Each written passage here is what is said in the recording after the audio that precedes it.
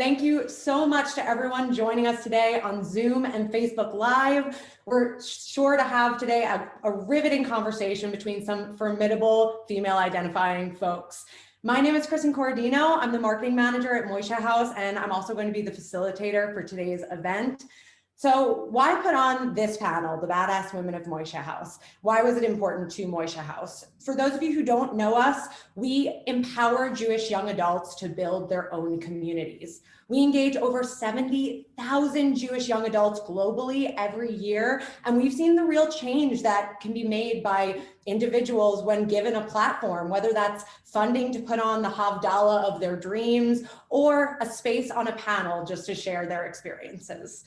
So just a few weeks ago was International Women's Day, which had the prompt of Choose to Challenge, celebrating women's achievements, raising awareness against bias, and taking action for equality. So keeping this in mind, we asked ourselves, how can we honor this prompt? And one of the ways that we decided to honor the prompt was by putting on this panel, elevating the voices of the people in our community. So these panelists consist of Moishe House residents, Moishe House Without Walls hosts, and the people that really spend their free time volunteering to build a Jewish community in cities around the world. We're also joined by Moishe House staff and board, which is so exciting. And we're really just so excited to elevate the voices of just a few, and I do want to emphasize that, just a few of the many wonderful female identifying folks in the Moisheverse. This is really just scratching the surface. So we're so excited to have everybody here, and we have such a full panel today to talk about how we forge a more equitable world. And so with that in mind, I really want to turn it over to the panelists. And so we're going to do a little bit of introductions. I would love to pass this over to Sarah, and if you'll introduce yourself and tell us where you're from, how you're connected to Moishe House, and really when you hear the prompt Choose to Challenge, what does that mean to you personally? So I'm going to turn it over to you, Sarah. Hi, how are you? Good morning. Well, here I am in Mexico City and it's 10 a.m. here. I am a resident here in the Moishe House, Mexico City. I'm 28 years old. I'm an artist, a visual artist and a freelance filmmaker. I'm also a feminist activist. I co-founded my collective, a feminist collective in the Jewish community. And we want to make positive change inside and outside the community. I have my own brand. I create art pieces with recycled materials. And as I said, I work also in the film industry, so I'm everywhere. Hi, everyone. My name is Sabrina Mirajnayim. I'm sorry you're going to hear my dog barking. That's just what's happening right now. But I am, in my day life, I'm in finance. I run a VC fund out of LA called Capital Group.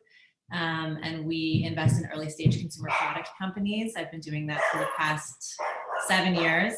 And I also run my foundation, the Sabrina Miraj Foundation, since 2008, that has been investing in organizations and initiatives that bridge the divides between us and support community. And I've been doing that with Moishe House also for many years. So I've been on the board of Moishe House since 2012, and I've been fortunate enough to see the organization grow and evolve and develop into the beautiful global organization that it is today.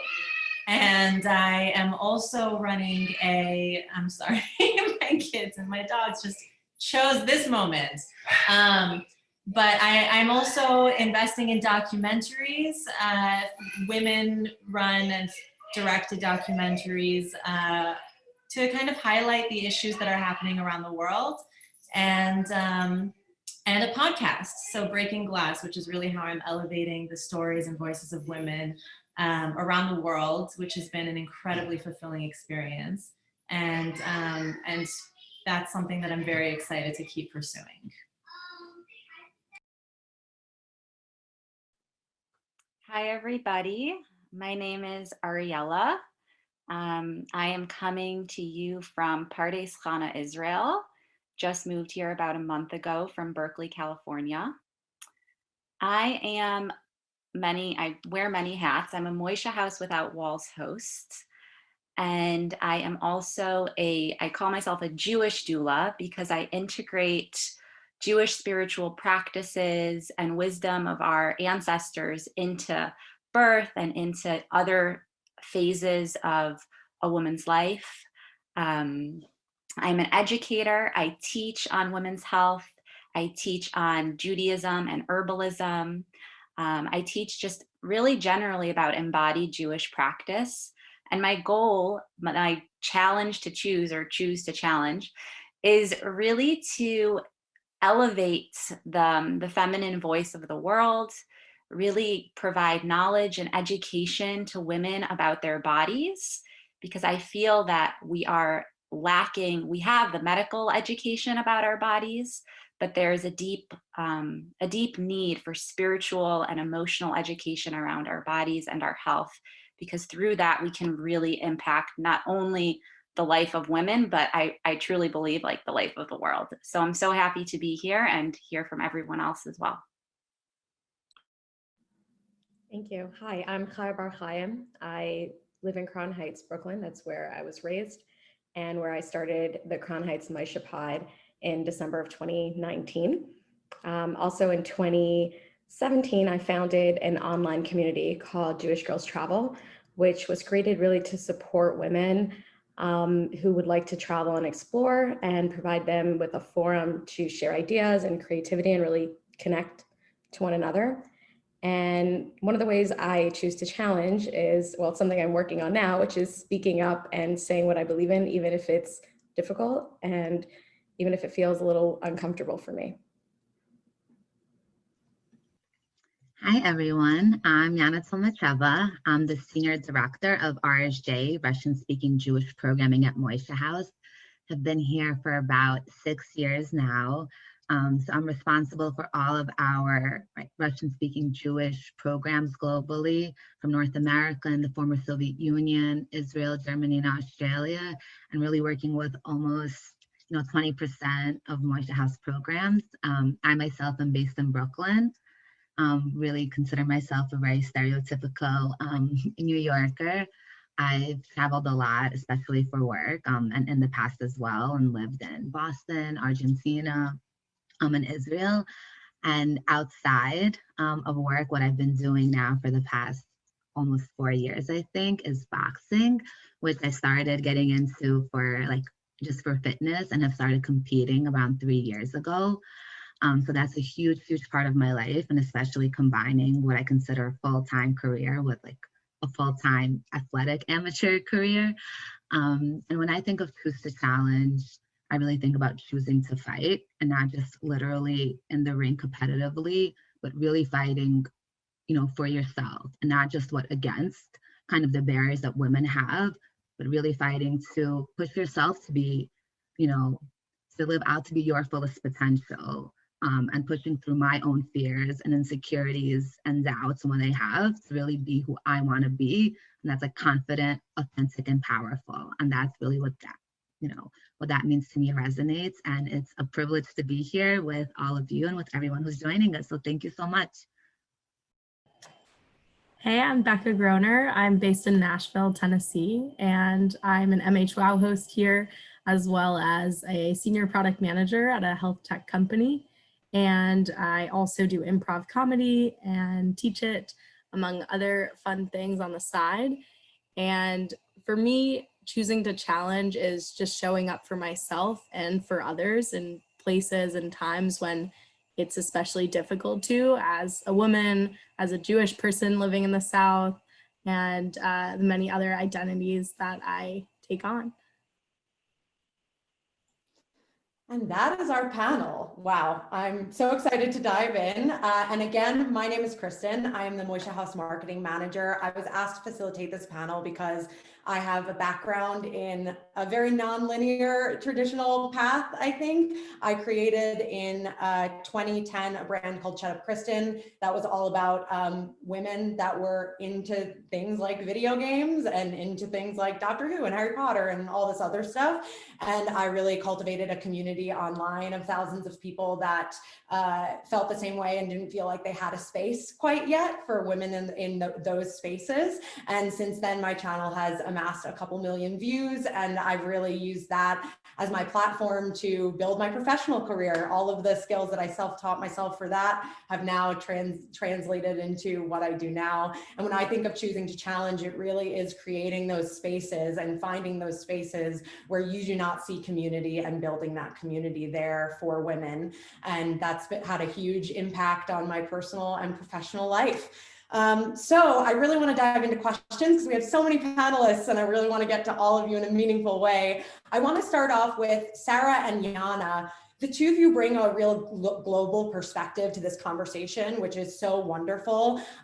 You're in Mexico City, Sarah, and Yana, you were born in Moscow. I really want to talk about, Sarah, can you speak to the experience of what's going on with women in your country? And Yana, what progress have you seen in the Soviet Union and what needs to happen for women's equality in the FSU since it became the FSU? Should I go first? Please, Sarah, handing it off to you. Wow, okay. Situation with women in Mexico, it's actually pretty difficult. 11 women are killed in my country every single day. Women disappear every single day. Not only women, it's a country where people disappear. Activists and environmental activists and a lot of people who are trying to make actually positive change in the country disappear. But I don't know if you're familiar with the word feminicide. That's actually a word in Spanish, and it was given here in Mexico, and we use it because of how they kill women for the only reason of being women. So it's really hard. Actually, the International Women's Day was a really hard day in Mexico because we are tired. Actually, we are very tired. We are going out in the street and fighting because we're really tired of this situation in Mexico and in Latin America in general. It's a very conservative country, so sometimes where you're trying to speak your mind and trying to do something to fight against machismo and this patriarchy structural stuff, they fight you back in a very aggressive sometimes way. But on the other hand, there's a lot of hope because we're really tired. So it's been like an effect where like other women in my country, they like wake up and they see that we need to do something. And it's really fulfilling to watch my mom, for example, like trying to do something as well, because it's very common to see young people outside. But now, since the situation here is really hard, it doesn't matter your skin color, your age, everybody it's trying to do something about it. So that's like the positive thing about the situation with women in Mexico, that we are trying to do something. And I do think that people are starting to listen and starting to do something about it because it's really sad. But then again, there's a lot of hope, and I do think that things are changing right now. Thank you for sharing that, Sarah. That resonates with me so much, and especially as you're just saying, like, how tired women are. And, you know, I think of so much of the burden and things that women like fight for and continue to fight for, and that feeling and balancing that with still having hope. Just like really thank you for sharing. And just kind of transitioning to another, you know, part of the world and the former Soviet Union. So as Kristen mentioned, I was born in Moscow. I did grow up here in Brooklyn. I still have lots of family in Russia and work very closely with our Moishe House team and our Moishe House community across the former Soviet Union. And I really thank you for this question because I think it's quite an interesting one. And I think what feminism even means, or the concept of it in, let's say, Russian speaking culture, is a little bit different and interesting. But one of the things I want to say is one of the first laws that were passed when the Soviet Union was established, like 1917 or 1918, constitutionally was for women's rights, that women are equal to men in every regard, right? So like in some way, I feel like, wow, like we've had progress all along, and again, it's like nuanced and dynamic and like a whole nother conversation, but we've had that of great, women are equal and we're all working. You're a man, you're a woman, like we are all there kind of doing the same work. And, some of that has definitely, changed now kind of in the post-Soviet and then like post-communist era and what we're talking about now. Very different in theory and in practice, I think is the biggest thing that I'll say. There's definitely been a bit more of a feminist movement recently, like especially in Russia, really where I'm thinking of and where I'm from, with practical things like there was a list of at least 300 jobs that women aren't eligible for that you're not allowed to have as a woman. And there's been a lot of fights against that. And I think that list has been down to 50. So that's huge progress. And now you see women in positions where you couldn't see them before, right, after the Soviet Union, like for a train conductor, for example, in certain fields. So there is a lot of progress there. But kind of the few issues that I would say are different and where we want to have work on is big cities like St. Petersburg and Moscow, and then comparing to small towns. And it's a whole different, complete mentality of what that is and what that means. I don't even think anyone really speaks the same language when we come to that. There's a lots of issues with harassment and domestic violence, and really no laws against that, no laws against domestic violence. Something that I've learned even in my recent trip when I was there a couple of years ago, like there's not even a word in Russian for harassment. I'm thinking of like what women deal with. They just like say harassment, like, translating it from English. That in of itself kind of shows a little bit about the culture that, again, if you're in Moscow or St. Petersburg, you're like in a progressive European city. And if you're in a small town somewhere else, it's very different. And continuing to really fight, and I think need some more education around that and around more of emotional or psychological abuse or neglect that women go through, and just needing more awareness about that. So there's a lot that has happened that I'm very proud of from, originally, right, when the Soviet Union was established. And now in practice, there's still a lot of work that needs to be done, but I'm really proud of our family and the colleagues we work with and a lot of our Moishe House residents and community builders who do incredible things and just really, come into power as they're powerful themselves, fighting for and against things that stop us. So thank you. Thank you both so much for sharing. I think it's just so important for us to zoom out and to remember. I think a lot of times that like we're so lucky that Moishe House is a global organization and that we have these different perspectives to share. I'm sure I'm guilty in my personal life of really thinking about the women's experience through the North American lens. And I think that it's a real reminder. And I thank you both for being so vulnerable and really talking candidly about the situations there. Not that North America has it under control fully either, but I think that it's a thing to really zoom out and think about. So thank you both for sharing. Sabrina and Chaya, I want to turn it over to the two of you. Both of you, like a lot of the people on our panel, have created intentional spaces that elevate women's voices. For you, Sabrina, that's your podcast, Breaking Glass. That's one of the many ways that you've done that. And for Chaya, in 2017, you created the online community Jewish Girl Travels. Can you both talk about what made you want to create those spaces and what some of your biggest takeaways have been from creating those? Yeah, absolutely. It's been a really exciting adventure for me and something that I've been trying to fine tune for a long time, which was that I knew I've been philanthropically involved in a number of ways for over a decade, but I really wanted to focus on something that was specific to women and women internationally. And I didn't know really how or what that looked like. And it came in the form just this past year as a podcast, which in itself is not such a unique platform, but it gave us an opportunity to have intimate conversations with women really around the world dealing with topics that are extremely diverse and sometimes very sensitive. But the thing that I've been really enjoying about it is not only that we are elevating the voices of the unsung heroes and the people who are really changing the narrative for women in their communities, in their societies, in their families, in their work, in whatever format that may take.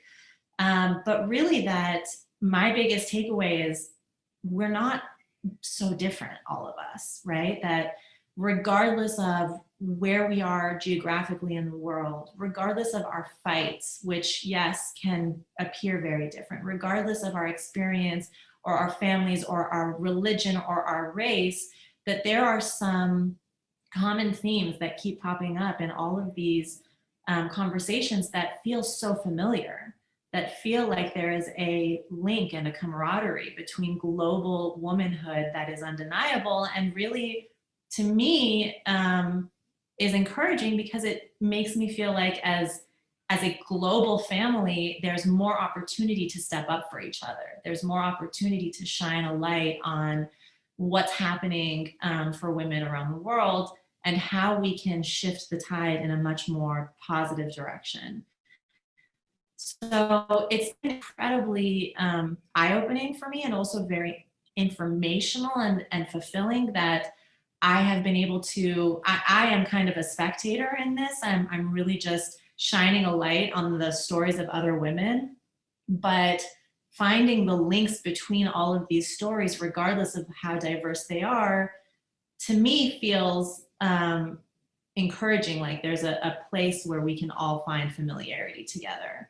And in that, in empathy and in opening your scope, kind of like what you were saying, Kristen, and taking a step back and seeing a more global lens to what's happening, you know, not just in your own community or your own silo, having a more global lens, I think, for women and men is the thing that enables us to really make positive change because we can step in the shoes of the other for enough of a, you know, amount of time to be able to empower other people. And it's been an incredible experience. Thank you so much, Sabrina. That's so inspiring for me personally. Well, to respond to your question earlier, Kristen, about what made me want to create Jewish Girls Travel and the communal space it provides. Well, truth be told, it kind of started as a means of being efficient because I'd gone traveling in 2016, I think, to Southeast Asia. And afterwards, I was getting so many questions from so many people about my travels. And I was thinking to myself, you know what, I need to do this in a really efficient way. Let me just make a Facebook group and just drop all my friends in there and drop in all my itineraries and they can go help themselves. And that's what I did. And at the time, you know, right away, it really took off really quickly. And I started realizing this is so much more than just, you know, a place to, you know, than a database, you know, it's more than that. And I started to visualize what could possibly happen with this community. And suddenly it shifted from let's have an efficient place to share information to this is a space where people can find people to travel with, can feel safe looking for ideas or sharing where they're going. There are a lot of travel forums online, but you know, as a woman on the internet, it doesn't always feel so safe to ask a question about where I should go or what I should do. So this kind of women identifying only space provides that kind of safety. And it also provides empowerment and inspiration because if I'm on this group and you know, I'm scrolling through Facebook and I see you know, this wonderful trip that someone took, maybe I would be a little afraid to go out of my comfort zone and travel there, but now I'm inspired and I feel a little safer, a little more excited to do that. So that's really what it came to become for me. And I also, during the process of, you know, having this group for a few years, the most beautiful thing about it, and luckily for me, because I have a lot of other commitments, it kind of became a self-run thing, which just goes to show the power of community. I don't need to be moderating the way I used to. It's really like self-moderating. Everyone supports each other. People post questions, women step in to answer. And I think that's a really, really beautiful thing. that has come to be. And we've also done through Moishe House a couple of retreats, Jewish girls travel retreats we had about 35 women attend. And what I loved about those is that even though they were local to the tri-state area where I live, right, we kind of took the idea of travel and we focused on how can we travel deeper in ourselves and how can we utilize the goals of traveling, like the goal of curiosity, of learning, of exploring other cultures and other people and being more open-minded and accepting. How can we take that in our day-to-day life? Because over the course of having this group, I started realizing travel is a privilege. Travel is something that not everyone has access to. So how can we make that kind of accessible, what it gives us accessible to all? So that's what we've accomplished through our retreats. And that's something I feel so passionate about. I got to take travel, community building, put it together, really thanks to Moishe House. So thank you. And thanks for giving us this opportunity. I mean, I feel like that is such a story of identifying that space that you didn't see for yourself and that you didn't feel was necessarily existed, or it was a safe spot at the very least, and creating that. I think that is like, there's so much power in doing that. And the fact that it's now become a community that basically runs itself, I think really shows that is something that was needed and that people really love. So congratulations to both of you on breaking glass and on that accomplishment. I think that's really incredible. Ariella, I want to turn it over to you. I'm so excited, I have to say, as somebody that gave birth 6 months ago, to have you here. I think it's just such a transformative experience. And I'm just like, I would have loved to have had a doula, and you are a doula, and that is incredible. I want to ask, you've really basically dedicated, all I can say, your professional life to women, which I think is incredible.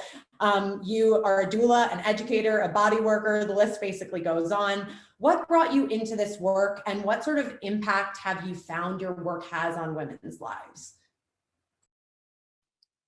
Thank you, Kristen, so much for having me. And I just have to say, hearing Chaya speak, Sabrina speak, Sarah, Yana, something that is coming to me is like, when there's this hormone that we have, oxytocin, and as women, we release it when we are in a time of struggle. And that hormone like draws us to each other and helps us build community.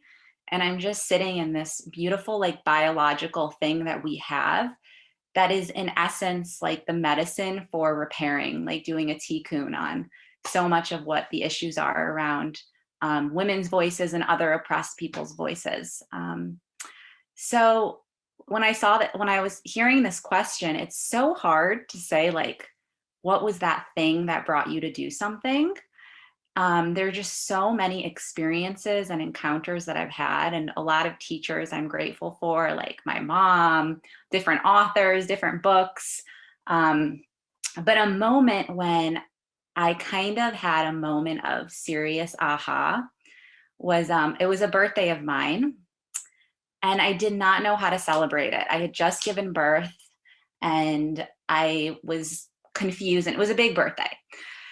So I came up with this idea to turn my sukkah into like a womb, a red tent, and to invite my midwife. I had a home birth, thank God, it was beautiful. And she plays a huge part in my story.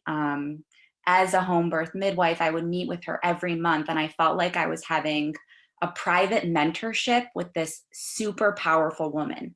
I learned things ranging from like simple consent to just knowledge that I never would have gotten if I had chosen another route of care, to having fun and like loving my body and having faith in the process of birth instead of fear. And so I brought her to speak, and I was like, this is a Moishe House event, so what's the Jewish piece? So I brought in somebody who knows a lot, like a Jewish educator around the spiritual aspects of the uterus. It was all about the uterus. And then I brought an herbalist, and I gave each of these speakers about 10 to 15 minutes to talk. I had a uterus cake.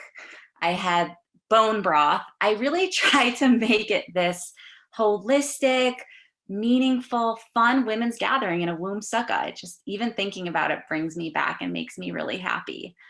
And it was so real. Like, it was a space to talk about our bodies openly. Like, it got hard. It was funny. It was sad and happy. Like, we really were just with each other talking about the uterus and also gaining a lot of knowledge. A huge moment for people was when the midwife said, you know, that whole thing about the sperm, like going and shooting the egg, that's not what happens. The egg chooses the sperm. The egg envelopes the sperm. And this, people wrote to me after that saying their like minds were blown, and it impacted not only their relationship with that physical process, but of like how they are as women in the world. So after that event, I was like, maybe I should do more of this. Maybe I should do different body parts. And so that's what I did. And coming to your question about how it has impacted women, one way is they are becoming more knowledgeable about their bodies in ways that I don't think they would have had access to, or you kind of just expect the doctor knows, this person knows. And so we don't take the time to learn. And so taking the time to learn and education, and then that informs their decisions about all kinds of things, not just related to their bodies. A new interest in Judaism. They're like, wow, Judaism has all this to say about birth and my body. This is awesome. And so my response to that was, okay, I'll have a weekly class, donation-based, Moishe House supported, where we just learn a topic and dive in Jewishly, because there's a lot our heritage has to say. And a lot of it is just also an opportunity to talk about something, right? Through the lens of Judaism. And then the last thing I see is, as a doula, is sometimes we are afraid to change our minds about something, or like someone will be committed to like, I need to have my birth in this way because that's how everybody does it. I need this epidural. I need this person. And I notice that when there's dialogue, there's a spaciousness that opens up for these women, and it allows them to change their minds. Like, I don't have to do this. I can do it my way. I don't have to be doing something out of fear. And sort of my whole language with all of this is not just about birth, but it's how we can use the experience of pregnancy and birth to then impact like the pregnancy and birth of a project or a relationship or whatever it is. So I could say so much more, but I'll just leave it at that for right now.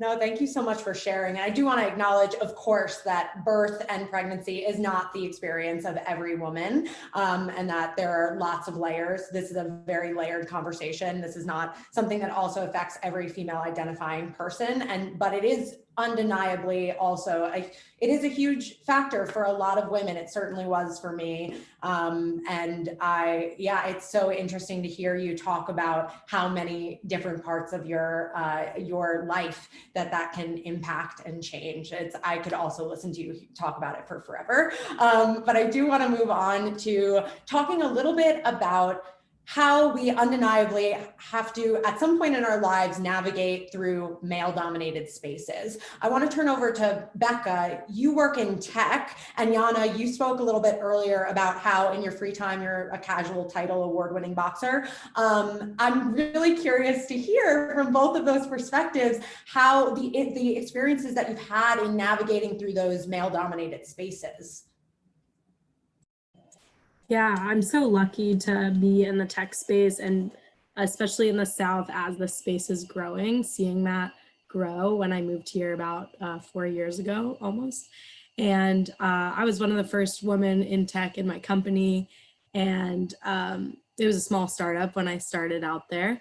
Now I'm at a new company where I'm also one of the few women on the tech team, but I've been able to find mentors here in Nashville and other places throughout networking. And I've also been able to find male allies, which has been really important.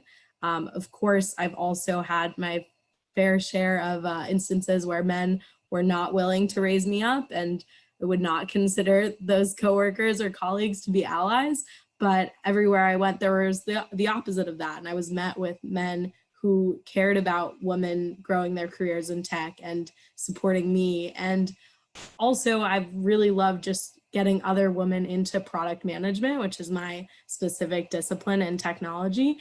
So I work closely with software engineers, and I do really care about getting more women coders and developers. But also with product, it's also male dominated. So figuring out who I can mentor and to chat with and get involved. And I'm a co-organizer of the product meetup. And for a while, I was one of the only women on that board. And every time I saw a woman come to a meetup, I would immediately just be like, hey, let's chat, like wanting to extend a hand and make sure that they felt welcome and could keep coming, and that it wasn't just a space for cis, white, straight men in tech, that it was also for them too. And really proud of what I've seen from moving here a few years ago become more of a space for women, and where women can feel like they can rise up in tech companies. I think it is that's my cue to talk about another male-dominated space of the boxing world. Thanks so much, Becca, also for sharing. There's just so much to say here. So let me just share at least a little bit of what it's been, like.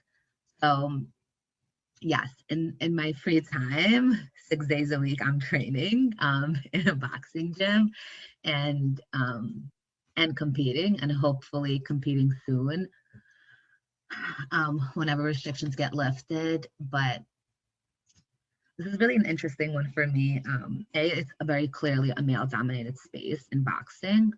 There's also amateur, right, which is you do it as a hobby, you compete. The Olympics are amateurs, and there's professional boxing, which has also been notoriously difficult for women. And there's so many female boxers who are fighting for equal rights, right, in professional boxing, from salary and what you get paid, to even having this a round, right? A boxing round, how long you fight for is 3 minutes for men and 2 minutes for women. And that's just another example of what we're fighting for. we can do it. We train the same way that men do, if not more. So there's a lot happening there, and really you get more promotions, publicity, support. But I'll speak more about kind of the amateur side, or just being in this world. It's a difficult world to navigate in, even gender aside. I'll say in the boxing scene, I've been in it for about 4 years. Just came to it completely randomly. As I said, started for fitness and then decided I wanted to compete and train. And I've had to navigate through lots of challenges. You're not taken seriously as a female boxer. By other boxers, by trainers, by gym owners, by coaches, and you want to be taken seriously. I want to come there and think, Yana, she's a fighter, she's a boxer, and not to be seen as, a female that men either look down on or, look at for other reasons and don't take you seriously in the sport. And at the same time, there's also this challenge of wanting to balance, but I am a woman and I am a fighter, and I want to embrace both sides of that in myself. Right, it was one of the things that boxing has taught me that really, I think, embodies this choosing to challenge, notion is, how do I show up and be strong and be resilient and be vulnerable at the same time, and can be soft at the same time? And there's no better analogy than that boxing space to do that, and to really depend and rely on yourself. And there's also pushback even from the Russian Jewish culture. What am I doing at this age, boxing and fighting and not, getting married and having children? And that's the question I get from from people all the time. And at the same time, there's a lot of support. My dad has been to all of my fights. My mom is too scared to watch, but supports it. My grandma's so proud, and she'll do this really often when I go see her. These bottles of wine behind me are not because I like to drink a lot, but they're boxing bottles that my dad gets me after every fight, which has been really cute, and they stay here. And my coach now, also very strict Soviet coach, but who I consider myself to be a father figure. And even talking about that balance, and I would be there, and he's like, well, what about this? I'm a girl. I do the same things as the men do, if not more, in terms of rounds or in weights and pushing me. And he's just like, here, like, you're not a girl, Yana. Like, you're a boxer. And that's both almost like empowering and like this like equal kind of mentality around it. I treat you like a boxer. I look at you like a fighter, and you're just like that. And of course, I think he understands I'm also a woman. I probably cry too much in the gym as well when I might bring like lots of emotional things. So the kind of being in this space is difficult on a daily basis. I'm often the only female in lots of circles. There's also a really beautiful thing with other female boxers, especially in New York. There's also, let me also tell you, not among everybody, but around some, lots of camaraderie and support. And we're like, wow, and I've made some amazing, amazing close friends in the boxing world. How is that? So we come to punch each other, to hurt each other, and it's all love after that. And it's just like incredible, you know, to also see that and see that support. And I'm also most likely going to register for an all-female boxing tournament that's happening this summer in Atlanta, potentially. But even that notion of being in that space, that you're competing against each other and you are also supporting each other is just it's just really beautiful. And the last thing I'll say, sort of, this is also really where I see like the badass come into play and wanting to show up as that person who is a fighter. And again, not just in this, you know, male mentality notion of what being strong means, but like, how do we show up for that, you know, as a woman to yourself and, you know, live by the values of who you want to be. And in that ring and in that space, and how you show up as a fighter in any space, whether you're a boxer or not, like that's what that means, you know, and that's what challenge yourself means. And continue to do it every day. Yana, you're receiving so much support in our panelist chat here right now that I want to jump to Ariella and then Sabrina and then Becca, like everyone, Sarah, everyone is chiming in right now. And so I really want to open this up for some more discussion. Ariella, do you want to speak a little bit? Yeah, Yana, I love how you speak. I think you so much. I'm shy to speak. And I think you just nailed something on the head that I don't have the answer to, and I think is at the core of like being a woman in this world of like balancing.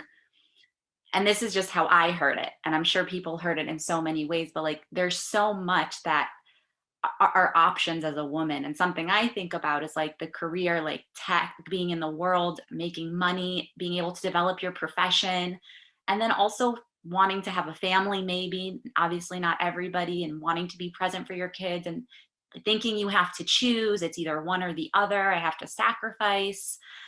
And so much so that like big companies pay for your eggs to be frozen, so you always have them. And does that make it better or worse? Like, what is the solution to be able to manifest like totally and completely as we would like?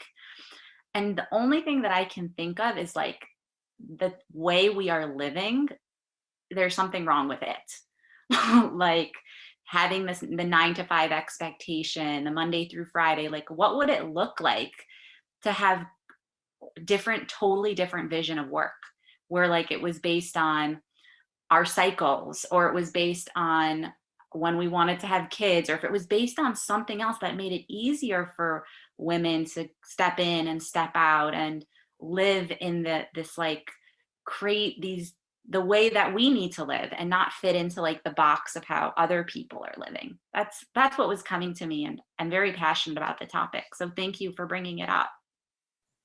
Sabrina, I want to turn it over to you as well. Yes, Yana, something that really resonated with me about what you said is that you're living this kind of dichotomy of two extremes that society doesn't know what to do with in a woman, which I think is really interesting and something that we all struggle with in different ways. And maybe your reality of that is even more extreme than some of us experience, but women are not supposed to be aggressive or physical, right? Women aren't fighters. Women are nurturing. Women are caretakers.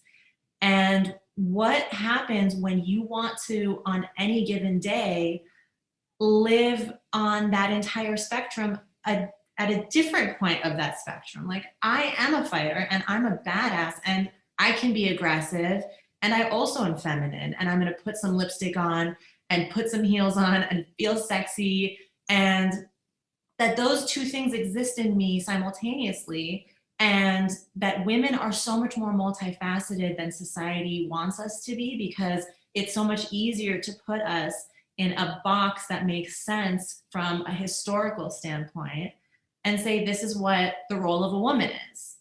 But what you're displaying, and I think what my guess is that what we all feel in different ways at different times is, I don't fit that stereotype. And I also want to be able to be all of those things, right? I am a multifaceted person. I want to be able to embrace all of those different dimensions of myself as a woman, and that those are all beautiful. So today, I'm gonna be a badass fighter and I'm gonna punch someone in the face. And that does not take away the fact that I'm also a woman who can be nurturing and who can be very, whatever, a mother, a wife, a partner, whatever those other kind of dynamics are. And I think we experience that in our personal lives and in our relationships and in work. I mean, my guess is that there are going to be, if you're dating, there might be men who are intimidated by the fact that you're a boxer, right? Well, screw those guys, because I think it's really badass, and you should have someone who steps up in a way that looks at you and says, that's really cool. I want to have a partner that has so many more dimensions than, one thing. So I think it's really rad. Or just date in the boxing world, which is what ends up happening. Or not. Why not? Yeah, yes, Sarah, to everything you said. Sarah, I know that you also wanted to add something. Can you speak to this topic at all? Yes. I have many things to say.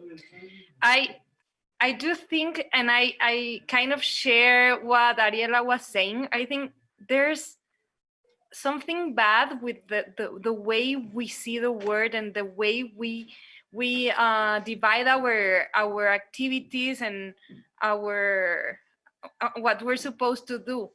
I think that women in general, we have a lot of weight in our shoulders because society expects a lot of things from you. They expect you to be pretty, to be thin, to be a working mother, to have kids, to stay home, to go outside. And if you stay home too much, people judge you. And if you go and work and work all the time, people judge you because you're not at home. And it's like a never ending story here. And I was thinking now that we talk a lot about us going out and having these male dominated or male roles, male traditional roles in quotation marks, because I don't believe in roles in general. But what about, we should also speak and start speaking more about men taking care of children, men doing domestic work, because if we don't share the space and if we don't share our activities, we're going to fall down. It's a lot of things and a lot of work. We should start sharing, because also we talk a lot about going out and working, and it's fine and it's awesome, but domestic work is also important. It's really important. And in Mexico, for example, people don't give domestic work the level or the importance that it really has. So we should imagine different atmospheres to make a better world, because it's not only about going out and fighting and being and work. It's also about inside and outside and imagining a better world with more, a better world in Totally. Everything you're saying, Sarah, is so resonating. I think this is something that I have to say personally, like I really feel in that when I had a baby 6 months ago, my partner started to look for resources for dads, for example, and learned that there really aren't a lot of the way that we still talk about motherhood versus fatherhood is a lot more, I think, kind of old school than we all maybe consider. Like I truly consider my partner to be a 50-50 in our parenting, which is really amazing. But sadly, that is not how a lot of people view it. And there are not that many resources out there that provide that sort of support. I will say also for men in terms of promoting that sort of behavior and promoting that sort of taking on those sort of roles. All right, we have less than 10 minutes left, which I am so sad about. I can't believe that we've reached here so quickly. We have so many more questions that I was hoping we were going to get to, but I would love to kind of continue this in an open forum in the way that we have in the last like 10 minutes. In sort of closing this out, we started to talk about this with this last question a little bit, but if there's a way that you could encourage people to choose to challenge based off of some of the things that we've done on this panel, like what would you encourage people to do? Becca, I would love to start with you. How would you encourage people to choose to challenge? Sure. Yeah. I think, like I said before, meet the people that are your allies, but also meet the people that inspire you and move you. This panel is a great example. I'm sure that you could reach out to any of us and we'd be happy to chat and help you get off on whatever you're looking to start up or collaborate on or continue working on. And just make sure that you're finding things that continually make you want to make the world a better place and lift up others. Yeah, Sabrina, I would love to go to you next. Yeah, this is something that I've been thinking about a lot because the recognition that not everyone considers themselves or wants to be an outspoken activist means that there needs to be a variety of ways to challenge, right? And for me, a lot of it is it's through storytelling, right? It's highlighting the stories of just people in the world who are working to change the paradigm and highlighting those voices. So because I really believe that there's a huge power in stories. I also think that having those conversations with your personal, inner circle is a really important thing. Something that I've been talking to the men in my life a lot about right now is when men are together and talking without any women present, but talking about women, how are you changing the conversation to be more positive? And are you going to be the kind of person who stands up and says, you know what, that's not a productive line of discussion, and not to be passive about it, because it really starts with the little things. It's the microaggressions that you don't even realize because they are so culturally embedded, and they become, we all of us perpetrate these unknowingly, and it goes through multiple generations before we realize that our kids are starting to speak in the same way as we or our grandparents or whatever did. And it's not okay. It's not okay to keep perpetuating these things. So it's really just acknowledging even the little things make a big difference.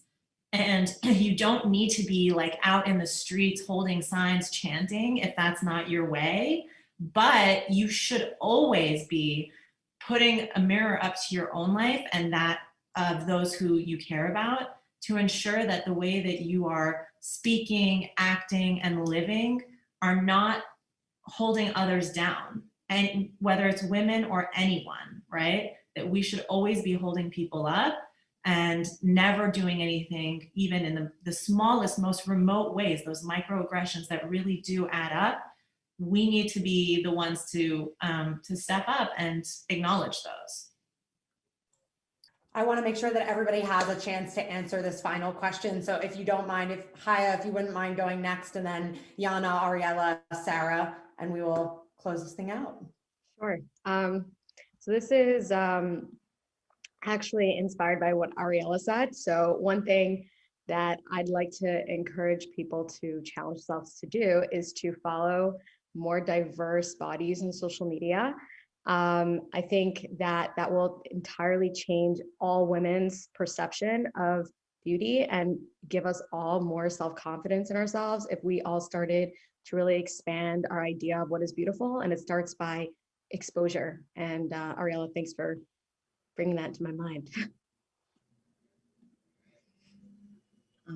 And quickly and concisely to add, think of your support system, right? Think about the content that you're feeding yourself, right? The conversations who you're having with, being around people like this panel right here is a best example of that. Of those who are going to motivate you, of those who are going to challenge you, of those who are going to be like-minded, those who are going to be extremely diverse and push you, and have that, and know to have that to push yourself forward and to grow in, you know, the most real way possible and the best way possible. And the most important thing, and this is we were speaking about earlier, not being able to fit in one box, sometimes wanting to fit in a box because it can get complicated, confusing. You know what? Like, forget about the boxes. Show up and be you. That is the best thing that you can do. And also figuring out, what does that mean? Confront yourself. Where do you want to grow? Who do you want to be? And live by the values of who you are and pushing past what's in your own way. And often we can be in our own way. And that's one of my biggest challenges. So figure what that means, continue to push yourself, get the support system around you so you can always be growing, and show up as your authentic self. And go into that boxing gym as the only female, and go into the tech space as the only female, and share your story with the world, and find like female friends and non-female friends, and just be you. A couple things. One of them is to see whatever work you're doing as political work. So I see birth work as political work, social work. Every time I'm having a conversation with someone, there are political, social implications of what I'm saying. And it also makes the work deeper, realizing that you're not just like a writer or a birth worker or a whomever. You are literally able to create meaningful change in the work that you're doing. Another piece that I think is especially important for women and people who aren't heard is learning how to use our voice. Sounds so easy, but I have had many experiences where I've been afraid to speak because of shame, guilt, worry of looking silly, of saying something and it not being right. And if we don't learn how to use our voices, then people who we care for, people in our circles might not be able to use their voices. So it's practicing speaking up, and that can take hard work. And then I just want to echo Sabrina's storytelling. It's not just about you talking, but it's about listening to other people's stories. In birth work, it's like there's a lot around the birth story, but any story, and Pesach's coming up, and it's about telling our story. But we also, I think, like a higher level of existence is learning how to listen to someone else's story and really be there for them.